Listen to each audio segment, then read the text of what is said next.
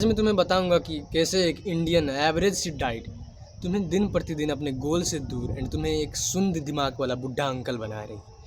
देखो, एज्यूम कि तुम सुबह उठते हो एंड तुम सोचते हो कि भाई आज का दिन तो बहुत प्रोडक्टिव जाएगा। आज मैं फैप करूँगा, आज मैं पढ़ूंगा, अपने स्किल्स पे ध्यान दूंगा, वर्कआउट करूँगा, अच्छी डाइट लूँगा। तुम ये सारी चीज़ें सोचते हो, ठीक है।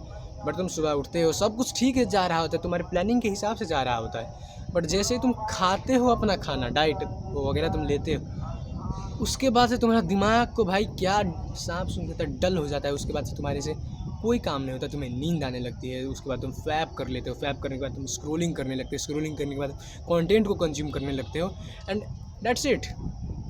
अगर तुम 9 बजे से ये सारी चीज़ें कर रहे हो, 3 ऐसे ही बच जाते हैं एंड तुम्हें फिर रिग्रेट होता है कि भाई मैंने अपना पूरा 6 घंटे बर्बाद कर दिया एंड तुम देन अगेन इसी साइकिल में फंसते हो, ठीक है।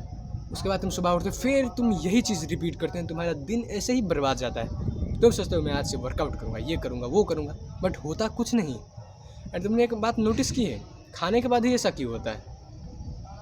अब ये सारी चीज़ें तुम्हारी डाइट पे निर्भर करती है। देखो, जो तुम्हारा और मेरा या किसी का भी एक एवरेज इंडियन वाला जो खाना होता है, वो कार्ब डोमिनेंट खाना होता है, ठीक। कार्बोहाइड्रेट उसमें रेल के होता है। जब भी तुम ज़्यादा कार्बोहाइड्रेट खाओगे, बहुत ज़्यादा मात्रा में खाओगे, जो तुम्हें नहीं खाना चाहिए, जो तुम खाते हो, बिकॉज इंडियन डाइट में कार्बोहाइड्रेट की कमी नहीं है। आलू कार्बोहाइड्रेट, भात carbohydrate, I mean rice carbohydrate, दाल कार्बोहाइड्रेट, भाई every single thing is carbohydrate. यही तुम मेजोरिटी में खाते हो एंड ना उसमें कोई प्रोटीन एंड फाइबर का सोर्स।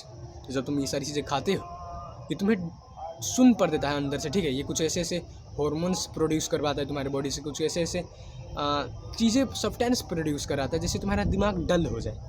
मतलब तुम्हारे बॉडी एक्चुअल में नहीं चाह रहा होता कि तुम्हारा दिमाग डल हो जाए, बट जब तुम कार्बोहाइड्रेट खाते हो तो तुम उतने अच्छे से वर्क नहीं कर पाते। तुम्हारा ब्लड शुगर लेवल अलग ही लेवल से स्पाइक मारता है, जिसको डाउन करने के लिए तुम्हारे बॉडी में इंसुलिन प्रोड्यूस होता है एंड यही सारी चीज़ों के कारण मिल के तुम्हारे दिमाग को इतना ब्रेन फॉग में डाल देता है। हाँ भाई, वो लोग ऐसा, तुम कुछ वैसे नशेड़ी के टाइप फील करने लगते हैं। तुम्हें लगता है कि भाई मैंने एक हेल्दी डाइट ली है, मैंने बाहर का कुछ जंक नहीं खाया, बट यही चीज़ तुम्हें अंदर ही अंदर से मार रही होती है एंड तुम्हें पता भी नहीं चलता।